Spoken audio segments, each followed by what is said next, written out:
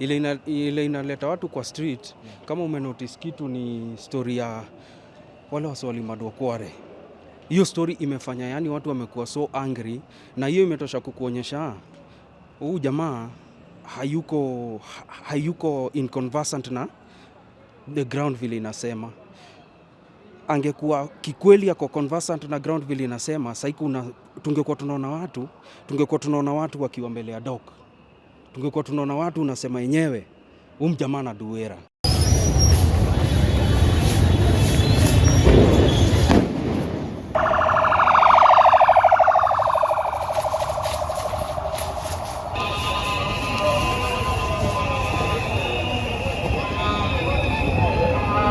No dialogue! No dialogue! No dialogue! No dialogue! No dialogue! No dialogue!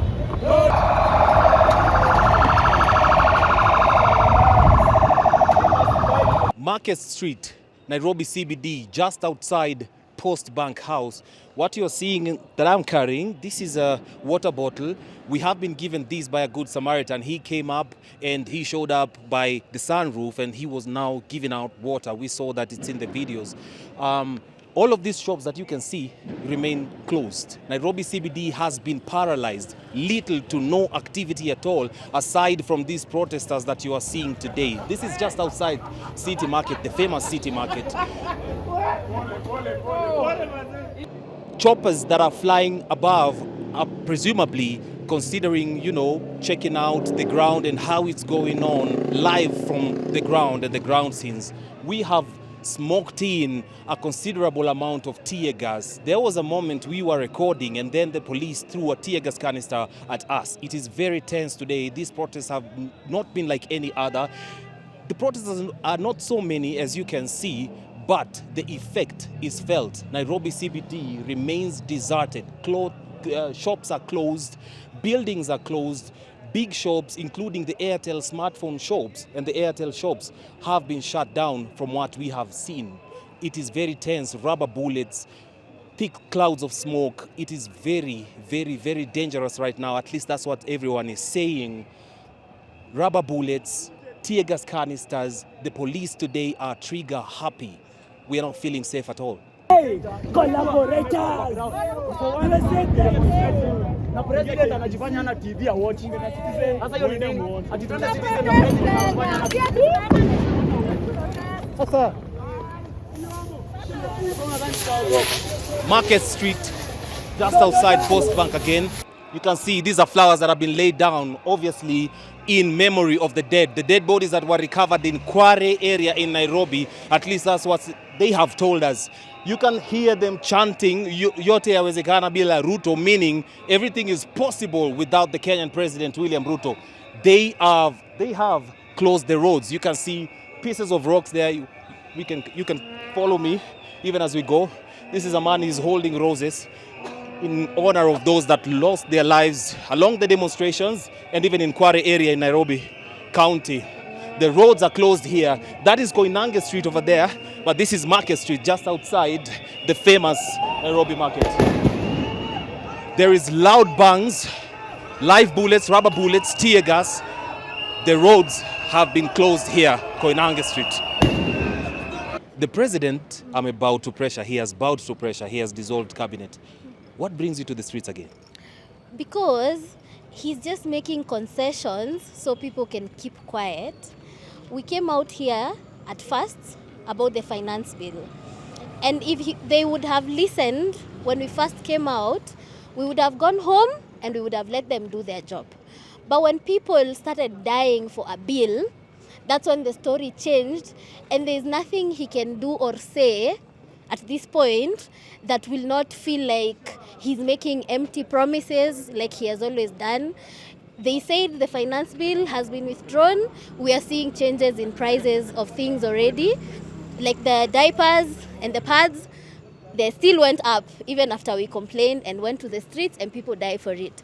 We complained about the levy, road maintenance levy, and they said we've had you, we've withdrawn it, but they still put the price up even after people have complained.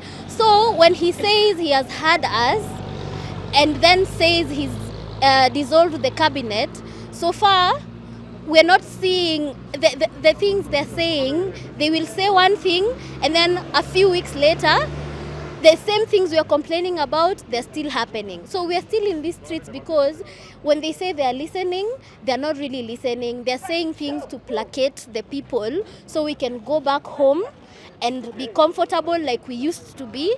But the thing they're not realizing is the time of comfort is over because we are not comfortable even in our homes. In our homes, we are being overtaxed, being overpriced for things we are buying, and they're not even looking at the minimum wage. Like if they want to uplift the economy, they uplift the people first. You cannot force the people to bring up an economy when they're still being pressed with the same rates, with the same companies that are not paying them what is due to them. So it's not about dissolving the cabinet. It's not about the finance bill anymore. It's not about any other bill at this moment. The hashtag has been trending. Ruto must go. So he should be addressing. If he really wants to address the issues, he should be addressing why are people saying I should go. And the answer is we have lost trust in the government of Ruto. We have lost patience because what we have seen in the 2 years they've been in power, these are people who are not there for our interests. And when you give them a few moments, we keep quiet, you start seeing the same arrogance that brought us to the streets. So the thing is, they will say they are hearing us and they are not hearing us, and that's why we are here. Today I come to the streets, each and every youth in the Republic of Kenya are marching to the streets. But personally today I come to the streets to fight for land. Today I'm fighting for land. Why am I fighting for land? Because we have homeless people living in the streets of Kibra and despots are taking over our land. Something so fascinating is they are taking lands which are rich in minerals that are supposed to be feeding our nation. Kenya is worth trillions of dollars in terms of mineral resources that can pay all our debt in case we have and feed our nation for 5 decades. But Ruto has decided not to inject this money in the economic table of Kenya. He has decided to feed the Western multinational corporations with our mineral resources. As we are talking now, our mines are being taken over by the IMF and the World Bank. They are here, and I want to tell the youth of Republic of Kenya that when we think agriculture is the backbone of the economic table of Kenya, it is actually our mineral resources. We must fight for land. We must fight for those people who do not have land in this nation. People are being evacuated in Kwale. People are being evacuated in West Pokot while we are thinking it is banditry. They are sponsoring banditry to evacuate people from West Pokot because of our mineral resources. We must fight today. And the irreducible minimum is that Ruto has to leave office with immediate effect, or he has to listen to the voice of the people, which is the voice of God. Ile inaleta watu kwa street, kama umenotice kitu ni story ya wale waswalimadwa Kware. Hiyo story imefanya yani watu wamekuwa so angry, na hiyo imetosha kukuonyesha huyu jamaa hayuko inconversant na the ground vile inasema. Angekuwa kikweli yako conversant na ground vile inasema, tungekuwa tunaona watu wakiwa mbele ya dock. Tungekuwa tunaona watu unasema yenyewe jamaa na duera. Alafu still kuna watu wako ndani ya hiyo system wajatolewa hata sahi. Ukiangalia kina mtu kaa Bungei, ni Kome ama ni Bungei, huyo msana anafaa kuwa ametembea. Kuna police abductions imetembea, hakuna kitu imefanyika kuzihusu. So bado kuna accountability kidogo imekosa. This is Nairobi CBD, just outside the Sarova Stanley Hotel. It is getting tense. We have seen a lot of police presence. The streets are deserted. There are tear gas canisters live on the ground, some of which have exploded, obviously. There's pellets of rubber bullets laying down. border guys are the only people that are allowed to stand around. The protesters have been compelled all the way back. They have been pushed back by the police presence. They have been circling and surrounding the streets of Nairobi CBD, the police, with tear gas, canisters, loud bangs, live bullets being shot in the air, and of course the tear gas that has filled the air of Nairobi. Nairobi is filled with thick air, obviously, from the tear gas. I want to tell the youth of the Republic of Kenya that in the political class, there is something called fake diplomacy. Ruto is here telling me, oh, young people of Kenya, I am listening to you. You see, I have even fired the cabinet. You see, I am about to fire the PS. You see, I have even fired the legal advisor. If the legal advisor of the president, the attorney general, has been fired, and still we are seeing this kind of problems, then it means they were not the problem. It means Ruto is the problem. If you have to kill a snake, you hit it from the head. That is where might and power is. And I want to tell the youth, do not fall into the trap of fake diplomacy in the name of dialogue. Fight for your rights, fight for your nation. Thank you. Do you think the opposition is hijacking the Gen Z movement right now, that we saw them now saying, yes, we want to talk and we want to talk to the government? Then again, after the pressure, they are saying, no, there's no dialogue. As far as the Constitution is concerned, each and every person has a right, freedom of speech. At this moment, I do not want to term anybody as an opposition, because we gave them a mandate to act as an opposition, but they did not deliver some of the critical things we wanted them to deliver. And now the youths are on the ground.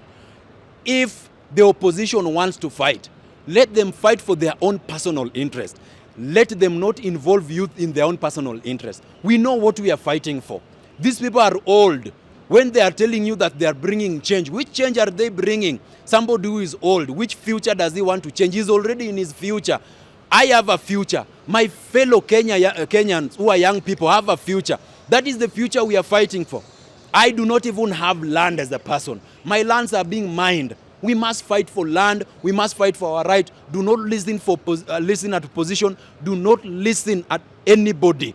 Fight for what you feel is right. Do not be given cheap handouts in the name of selling your future. You are fighting for your children, you are fighting for your country, you are fighting for your land, and we insist that the IMF and the World Bank should come and take their despot who is William Ruto with them. They should leave.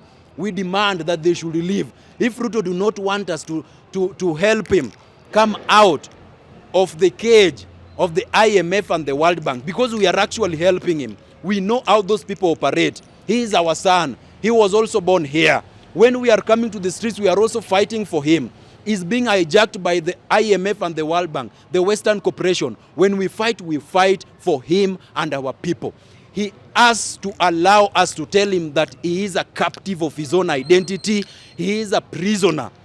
And for him to realize, that the moment he will realize that he is a prisoner, that will mark the change in our nation. A majority of the Gen Zs that we spoke to today, and the millennials as well, they are saying there is no room for dialogue at all. They don't want to sit down with the president to talk to him at the table. They say he is not trustworthy. They do not want him in office. They are saying one thing: Ruto must go. No, we can't. It's impossible to have dialogue if you are not seeing, like, these people, the people who are prime suspects of these murders, everything. Their pictures are online, their names, their jobs, we know where they work as the police, but no case is being opened against them. Yet the DCI can just come up and say they found a serial killer in 72 hours, yet other bodies were being discovered way, way earlier. The perpetrators themselves are not being caught. There are no cases against them, nothing's done. So the point of saying dialogue, it feels like just a smoke screen to hide what is really going on. Right. I find it interesting, honestly, that you say you've heard us, right? And then you fire the cabinet. And then a day after, you go to meet the same parents that lost those children. And then what do you tell them as a president? You know, your children were paid to go and get killed. I mean, what kind of a president is that, honestly? You see, one thing with the president is that he's the president of the republic. He speaks to everyone. Those mothers lost their children. And what are you telling them? Your children were actually paid by an organization to go and get killed. Do you see how reckless and careless the president is? That is what is making us angry, because we are not feeling, there's no hope for us. We don't feel like we belong to this country. We feel like we are bastards. And then we have those who belong here. Do you see why we are here today? Because of that. And then talking of the dialogue, seriously, every sane person will tell you, how can you sit down with your president to tell him to end corruption? When he was asking for that job, didn't he know that he's supposed to do that? So why are we supposed to go and sit down and tell him to do his job while he asked for the same job? That is why we are saying just resign. We don't have time to tell you to do your job. I mean, and one thing I can tell the president and any other leader that is funded by the Kenyans, leaders don't get chances. They get tested. Once you fail that test, that is the end of you. We don't give leaders chances. So we are not giving the president another chance to tell us to go to hell. We are here to drag him to hell with us. That is our message. Right. Yes. Right. He insists, come, let us sit down and talk. Do you think where we're standing here, you as Gen Zs and millennials, do you think where we're standing, we are at a crossroads? Like, this is my stance as the Kenyan president.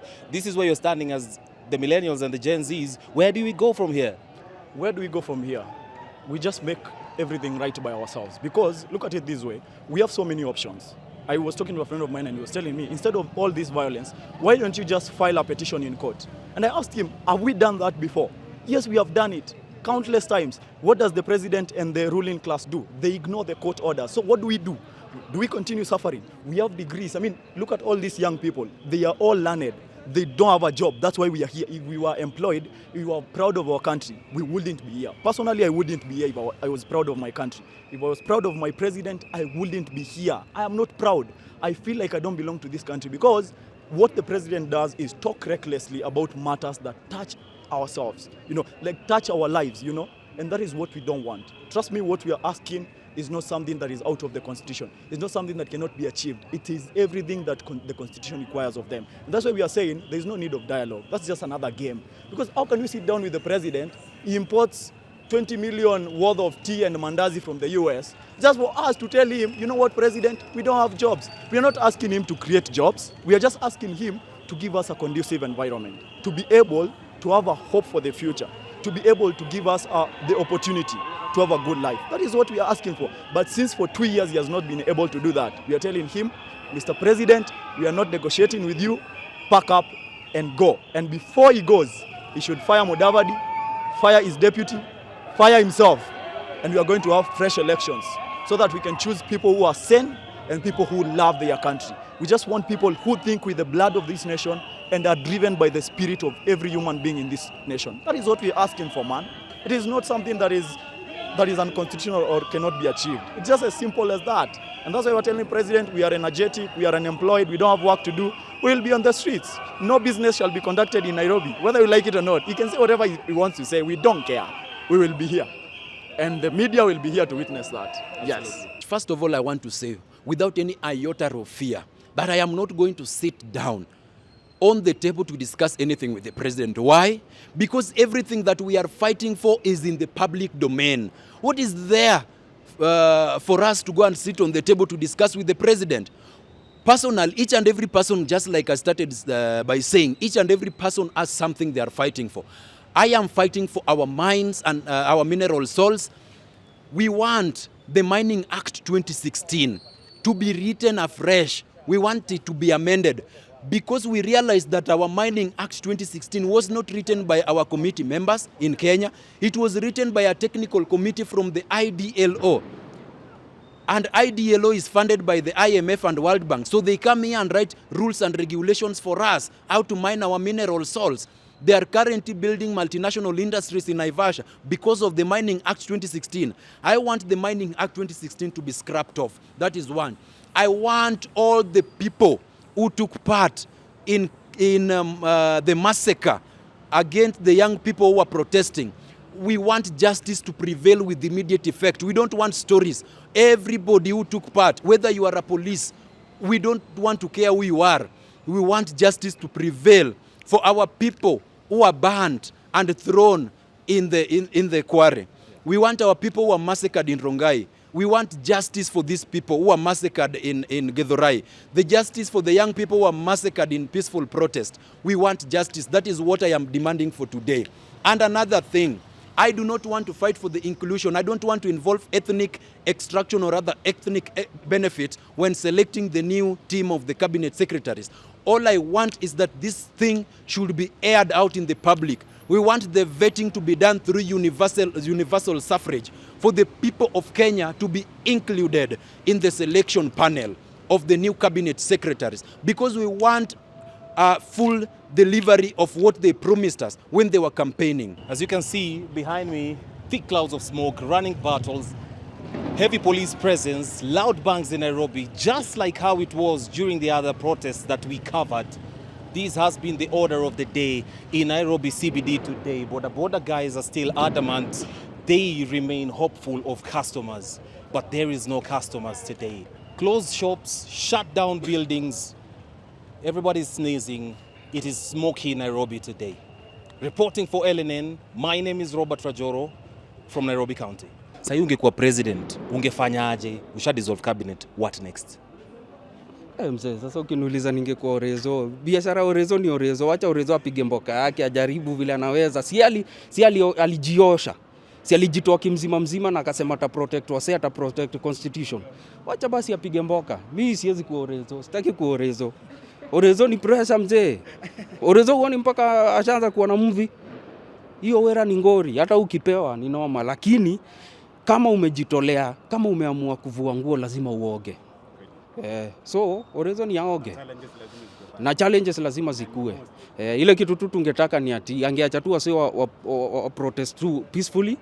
Wase wasiharibu mali ya msee, na hizo madinga za makarao ziko huku chini ya maji na maabduction, hizo ndio vitu mbaya.